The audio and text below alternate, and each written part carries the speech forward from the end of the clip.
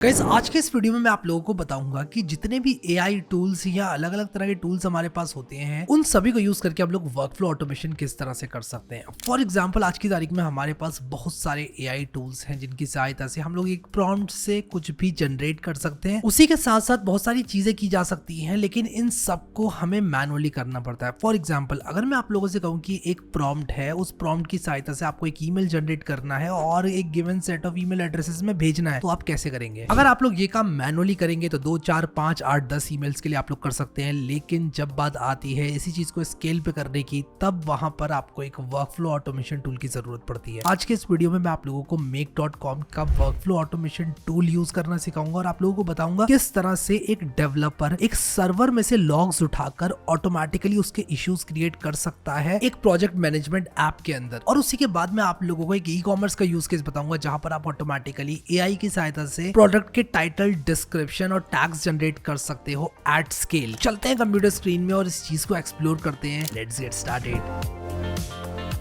So guys, as part of the first step मैं make.com पर जाऊंगा और यहाँ पर सबसे पहले मैं आप लोगों को एक ऐसा यूज केस दिखाऊंगा जो कि डेवलपर्स में बहुत ज़्यादा काम आने वाला है। तो मैं यहाँ पर इसको अंडरस्टूड करता हूँ। डिस्क्रिप्शन में दिए हुए लिंक से आप लोग साइन अप कर सकते हैं make.com में। और ये क्या है इसके बारे में आप लोगों को अभी थोड़ी देर में पता चलने वाला है। बेसिकली हम लोग ऑटोमेट करने वाले हैं सारी चीज़ों को। जो काम मैनुअली करते थे ना पहले, अब ऑटोमेटेड हो जाएंगे वो सारे के सारे काम। डिस्क्रिप्शन में दिए हुए लिंक से अगर आप लोग make.com पर साइन अप करते हो तो आप लोगों को मिलता है 1 मंथ ऑफ प्रो प्लान, यानी कि आप लोग इनका प्रो प्लान 1 महीने के लिए फ्री में यूज कर सकते हो, जो कि एक बहुत अच्छी अपॉर्चुनिटी है। जरूर सब लोग ग्रैब करना है। एब्सोल्युटली फ्री आप लोगों को 1 मंथ ऑफ प्रो प्लान मिल रहा है विद 10,000 फ्री ऑपरेशंस, जो कि मोर देन इनफ होने वाले हैं आप लोगों के लिए ट्राई आउट करने के लिए। तो जरूर आप लोग डिस्क्रिप्शन में दिए हुए लिंक से साइन अप करना और जो भी मैं इस वीडियो में कर रहा हूँ फॉलो अलोंग करना। और ये चीज कितने कमाल की है ना, ये मैं आप लोगों को दिखाऊंगा। मैं साइन इन कर रहा हूँ विद गूगल और यहाँ पर साइन इन विद गूगल करने के साथ साथ मैं एक काम करूंगा, एक VPS बनाने के लिए लिनोड पे जाऊंगा। ठीक है, तो यहाँ पर आप देख सकते हो make.com/organization/ मैं लॉगिन हो चुका हूँ और यहाँ पर जल्दी से साइन इन और कर लेता हूँ लिनोड में, ताकि मैं एक VPS बनाऊँ। अब VPS में क्यों बना रहा हूँ? क्योंकि मैं ऑटोमेट करने वाला हूँ एक VPS में से लॉग्स को लेकर। अगर वहाँ पर कोई भी दिक्कत आती है तो मैं क्या करूँगा, एक नोशन में उसका इशू बनाऊंगा। ठीक है, तो आप लोग देखो यहाँ पर किस तरह से ये सारी चीज़ें काम करेंगी। अब अगर ये चीज़ आपको मैनुअली करनी है तो मैनुअली आप कर सकते हो, लेकिन ज़रा सोचो कि ऑटोमेटिकली आपके ये जो मशीन है इसको स्कैन किया जाएगा, आपके VPS के अंदर से एरर लॉग्स को लिया जाएगा और एरर लॉग्स को लेकर आने के बाद अगर एरर आता है आपकी ऐप में तो उसका नोशन में एक डॉग बना दिया जाएगा। How cool is that? ठीक है, तो यहाँ पर मैं क्रिएट लिनोड पर करता हूँ, Ubuntu 22 चुनने वाला हूँ मैं यहाँ पर। तो Ubuntu 22 LTS वाला चुन लेता हूँ और मैं यहाँ पर नैनोड चुनने वाला हूँ। एक बहुत ही बेसिक VPS बनाऊंगा और यहाँ पर make.com लिख देता हूँ और उसी के साथ साथ यहाँ पर एक बहुत ही सिंपल सा पासवर्ड डालता हूँ। ठीक है, मैंने एक बहुत ही सिंपल सा पासवर्ड डाल दिया। उसी के साथ साथ यहाँ पर क्रिएट लिनोड कर देता हूँ। रीजन पूछेगा मेरे से, रीजन मैंने शायद नहीं बताया है।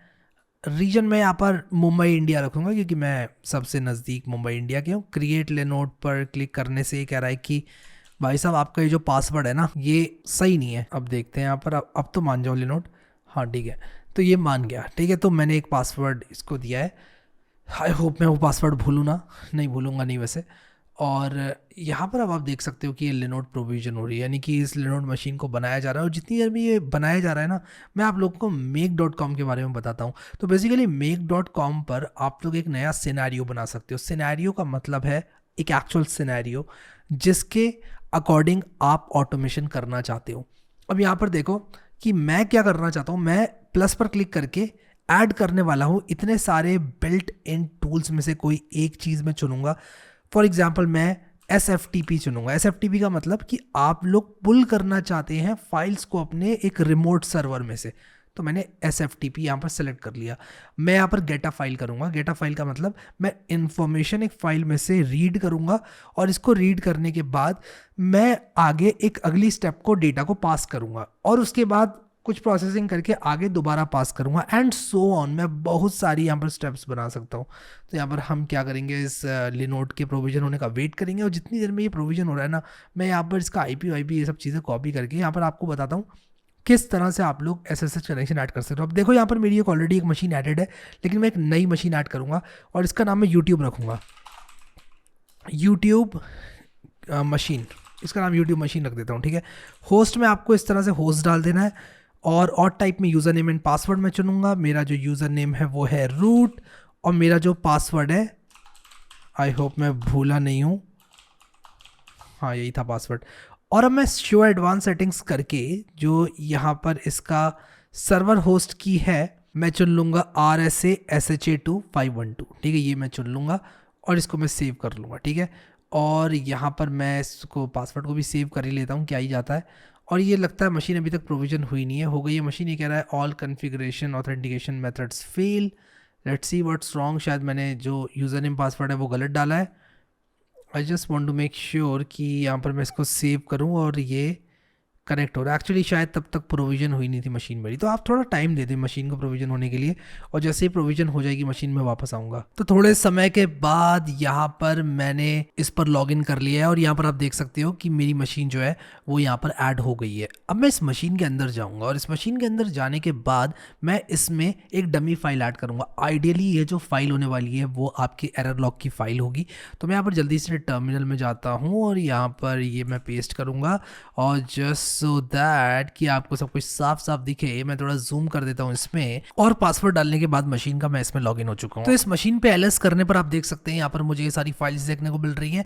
मैं यहाँ पर एक फाइल बनाऊंगा विम और उसका नाम मैं रखने वाला हूँ harrylogs.txt। आइडियली आप लोकेशन देने वाले हैं अपनी लॉग फाइल की। मान लो एक एरर आता है और उस एरर का नाम है लेट अस से undefined object, undefined variable object at line 23, ठीक है। इस तरह से आपने अपनी एरर लॉग्स में लिखा हुआ है। अब आपकी एरर लॉग कैसी दिखती है डिपेंड करेगा आपकी एरर लॉग्स पे। मैं pwd दोबारा से करूँगा और /root/harrylogs.txt, ठीक है। तो मैं यहाँ पर जल्दी से इसको कॉपी करूँगा और ये फाइल का जो पाथ है वो यहाँ पर दे दूंगा /root/harrylogs.txt। तो मैं बेसिकली ये कह रहा हूँ कि इस फाइल को रीड करना है। तो make.com क्या करेगा, मेरी इस मशीन में जाकर इस फाइल को रीड कर लेगा। ओके पर क्लिक करूँगा और इसको एक बार रन करके देखूंगा। तो मैंने इसको जैसे ही रन किया, ये सक्सेसफुली अगर रन हो पा रहा है तो मुझे फाइल मिल जाएगी। अब देखो यहाँ पर इसने इस फाइल का जो कंटेंट है वो उठा लिया है और उसी के साथ साथ आप देख सकते हो harrylogs.txt यहाँ पर आ गया है और इसके अंदर यहाँ पर जो भी कंटेंट है वो मुझे देखने को मिल जाएगा, ठीक है। तो ये करने के बाद मैं क्या करूँगा, एक नया मॉड्यूल ऐड करूँगा, मैं नोशन ऐड करूँगा। तो नोशन, और नोशन में मैं बेसिकली क्या करूँगा कि अपने नोशन में लॉगिन करूँगा। तो मैं notion.com पर जाऊँगा और notion.com पर जाने के बाद मैं लॉगिन करूँगा और लॉगिन करने के बाद मैं कंटिन्यू विद गूगल करूँगा। कंटिन्यू विद गूगल करने के बाद मैं अपने अकाउंट से इसको लॉगिन करूँगा। अब मैंने यहाँ पर नोशन में एक वर्क स्पेस बना ली है, मैं फॉर पर्सनल यूज़ करूँगा, इसको कंटिन्यू करूँगा। अगर आपको नहीं पता कैसे वर्क स्पेस बनाते हैं, नीचे एक ऑप्शन आता है क्रिएट अ वर्क स्पेस और taking you to the work space, मैंने यहाँ पर ओके कर दिया, ठीक है। अब इसी के साथ साथ यहाँ पर मैं क्या करूँगा कि वापस से आ जाऊँगा यहाँ पर और मैं क्रिएट अ डेटाबेस पर क्लिक करूँगा। तो मैं बेसिकली हर इशू का एक डेटाबेस बना रहा हूँ। अब कभी कभी क्या होता है कि आप चाहेंगे कि आपका जो डेटाबेस है वो ना बने, उसकी बजाय कुछ और पेज वगैरह बन जाए, तो वो आपके ऊपर डिपेंड करेगा। तो मैं यहाँ पर नोशन पब्लिक पर क्लिक करूँगा, सेव पर क्लिक करूँगा और जैसे ही मैं सेव पर क्लिक करूँगा मैं यहाँ पर अपनी वर्क स्पेस यहाँ से जो है चुन लूँगा और इसके बाद मैं यहाँ पर सेलेक्ट पेजेस पर क्लिक करूँगा और यहाँ पर अलाउ एक्सेस कर दूँगा। मैं पूरे नोशन का एक्सेस दे दूँगा इसको, ठीक है। और यहाँ पर वेटिंग फॉर ऑथराइजेशन लिख कर आ रहा है और यहाँ पर जैसे ही ये ऑथराइज हो जाएगा यहाँ पर माय नोशन पब्लिक कनेक्शन लेकर आ गया, ठीक है।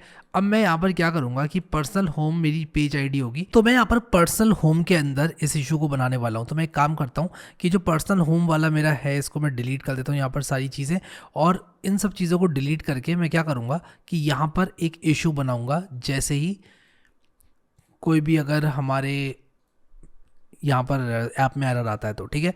तो यहाँ पर मैं जल्दी से पर्सनल होम सेलेक्ट करूँगा और यहाँ पर मैं टाइटल में दूंगा कि एरर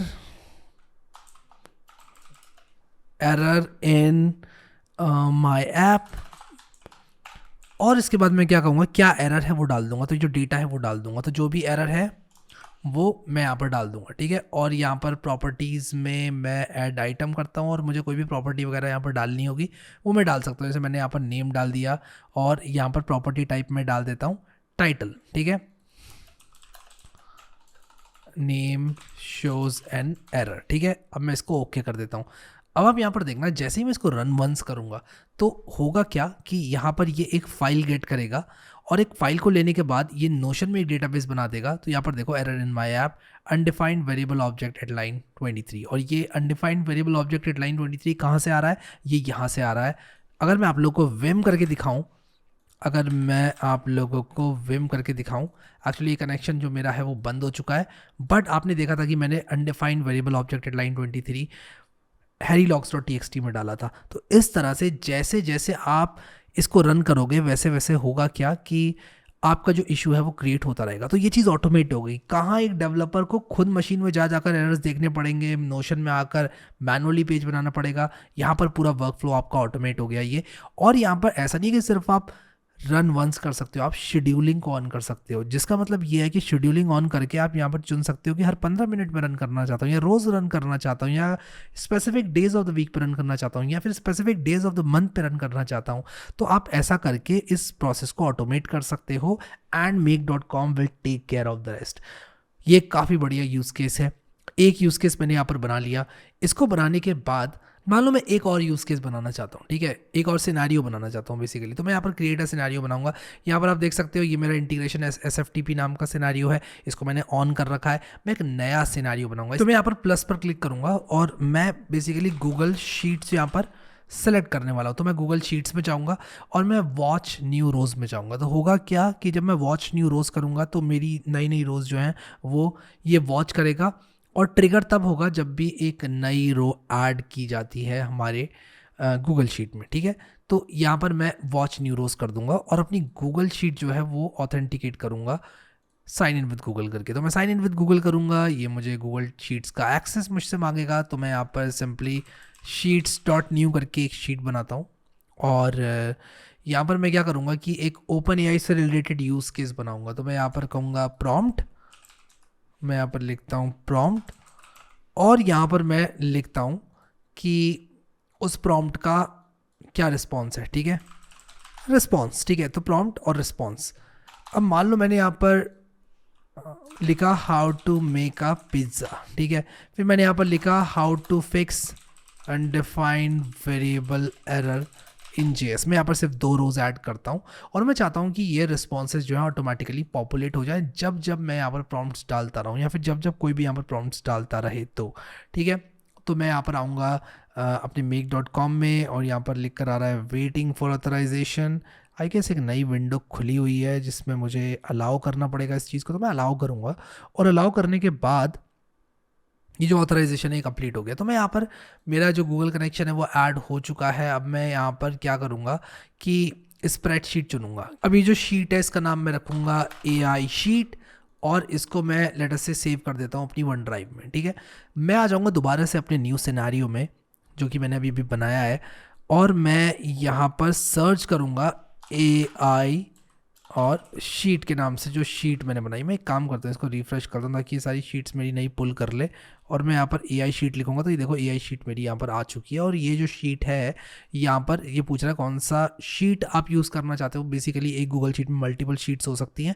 मैं अलग अलग शीट्स भी बना सकता हूँ प्रॉम्प्ट्स और रिस्पॉन्सेज की, बट अभी के लिए मैं सिर्फ यहाँ पर इस तरह से दिखाता हूँ। Table containing headers, yes, row with headers A12, मैं यहाँ पर कर दूंगा B1, ठीक है। तो 2 ही है मेरे यहाँ पर। तो maximum number of results to be work with during 1 execution cycle, तो इसको मैं 25 कर सकता हूँ, 10 कर सकता हूँ, यानी कि कितने रिजल्ट्स को आप लोग प्रोसेस करना चाहते हो एक बार में। एडवांस सेटिंग्स में जाओगे तो बहुत सारी चीज़ें आपको मिलेंगी, बट अभी के लिए मैं यहाँ पर ओके कर दूंगा। अब ये कह रहा है कहाँ से स्टार्ट करना है, तो मैं कहूँगा ऑल, ठीक है, और मैं इसको ओके कर दूंगा। और इसको मैं एक बार रन वंस करूँगा तो ये क्या करेगा कि जाएगा मेरी गूगल शीट्स में और डेटा को पुल करके वापस लाएगा। तो आप यहाँ पर देखो कि सिनेरियो रन कंप्लीटेड, और यहाँ पर देखो how to make a pizza भी आ गया, और उसी के साथ साथ how to fix undefined variable error in JS भी आ गया। अब मैं इस डेटा को लेकर जाऊँगा एक दूसरे मॉड्यूल में। आप देख रहे हो कितना आसान है ये सब चीज़ें, और मैं लेकर जाऊँगा ओपन AI में। तो देखो open AI DALL-E and ChatGPT लिखकर आ गया है क्रिएट अ कंप्लीशन। तो मैं कहूँगा क्रिएट अ कंप्लीशन। और अगर आप चाहें तो एक इमेज जनरेशन भी कर सकते हैं, यहाँ से एक API कॉल भी मार सकते हैं, लेकिन मैं यहाँ पर क्रिएट अ कंप्लीशन पर क्लिक करूँगा, क्रिएट अ कनेक्शन पर क्लिक करूँगा, और ये मुझसे कह रहा है कि भाई API की दे दो, ऑर्गेनाइजेशन ID दे दो। तो ऑर्गेनाइजेशन ID और API की यहाँ पर मैं अपनी फिल करता हूँ और इसके बाद सेव करूंगा। आप लोग अपनी फिल करना प्लीज, अगर मेरी दिख भी जाती तो फिल मत करना। तो दोनों चीजें मैंने यहाँ पर डाल दी और आप देख सकते हो क्रिएट अ प्रॉम्प्ट कंप्लीशन। और मॉडल कौन सा यूज करना चाहेंगे, DaVinci 003 यूज कर लेते हैं, GPT 3.5।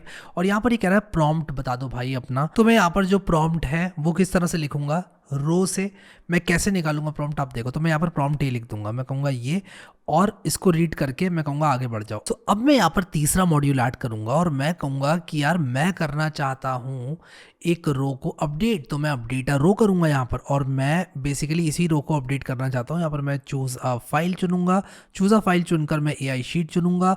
और यहाँ पर AI शीट चुनने के बाद मैं शीट नेम चुनूंगा शीट 1। बाय द वे मैंने एक नई शीट बनाई responses, just to show you कि आप यहाँ पर और शीट्स भी ऐड कर सकते हैं। अब यहाँ पर रो नंबर को मैं रो नंबर चुनूंगा, टेबल कंटेन्स हेडर्स यस। कौन कौन सी वैल्यूज़ को आप अपडेट करना चाहते हैं, मैं रिस्पॉन्स को अपडेट करना चाहता हूँ। तो जो रिस्पॉन्स होने वाला है मेरा वो रिस्पॉन्स हो जाएगा और यहाँ पर प्रॉम्प्ट मेरा प्रॉम्प्ट हो जाएगा, ठीक है। रिस्पॉन्स मेरा बेसिकली रिस्पॉन्स नहीं होगा, रिस्पॉन्स मेरा होगा यहाँ पर जो मेरी ओपन AI से चॉइसेस आ रही है ना, इसका टेक्स्ट, ठीक है, कुछ इस तरह से। देखो यहाँ पर जो मेरा डेटा है वो आया है और इस डेटा को मैं देख सकता हूँ कि क्या आया है, ठीक है। लेकिन मैं भी यहाँ पर क्या करूँगा, सिर्फ इसको एक बार, तो मैं टेक्स्ट को सेलेक्ट कर लूँगा और यहाँ पर ओके करूँगा, ठीक है। अब मैं इसको रन वंस करता हूँ और ये रन हो रहा है।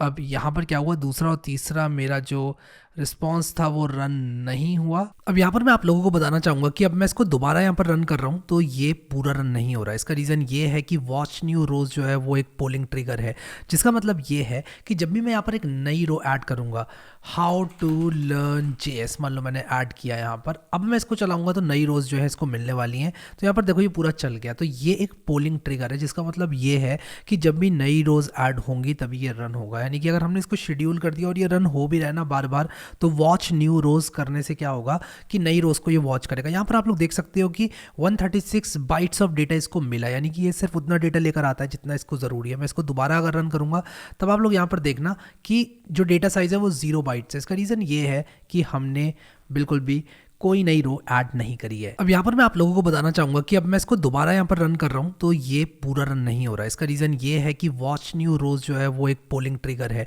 जिसका मतलब ये है कि जब भी मैं यहाँ पर एक नई रो ऐड करूँगा, हाउ टू लर्न JS मान लो मैंने ऐड किया यहाँ पर, अब मैं इसको चलाऊँगा तो नई रोज जो है इसको मिलने वाली हैं। तो यहाँ पर देखो ये पूरा चल गया, तो ये एक पोलिंग ट्रिगर है, जिसका मतलब ये है कि जब भी नई रोज ऐड होंगी तभी ये रन होगा। यानी कि अगर हमने इसको शेड्यूल कर दिया और ये रन हो भी रहा है ना बार बार, तो वॉच न्यू रोज करने से क्या होगा कि नई रोज को ये वॉच करेगा। यहाँ पर आप लोग देख सकते हो कि 136 बाइट्स ऑफ डेटा इसको मिला, यानी कि ये सिर्फ उतना डेटा लेकर आता है जितना इसको ज़रूरी है। मैं इसको दोबारा अगर रन करूँगा तब आप लोग यहाँ पर देखना कि जो डेटा साइज़ है वो 0 बाइट्स है। इसका रीज़न ये है कि हमने बिल्कुल भी कोई नई रो ऐड नहीं करी है। अब अगर मैं आप लोगों को अपनी शीट दिखाऊं तो आप यहाँ देख सकते हैं कि यहाँ पर पॉपुलेट कर दिया गई है जो रिस्पॉन्स वाली कॉलम है वो। तो आप यहाँ पर देख सकते हो कि इसने कंप्लीट सही से किया नहीं है, तो मैं देखता हूँ इसका क्या रीज़न हो सकता है। आई गेस मैंने यहाँ पर जो नंबर ऑफ टोकन्स वगैरह जो सेटिंग्स इसकी हैं उसको सही से नहीं चुना है, तो मैं शो एडवांस सेटिंग्स करूँगा और यहाँ पर डिफ़ॉल्ट 16 है, तो मैं क्या करूँगा इसको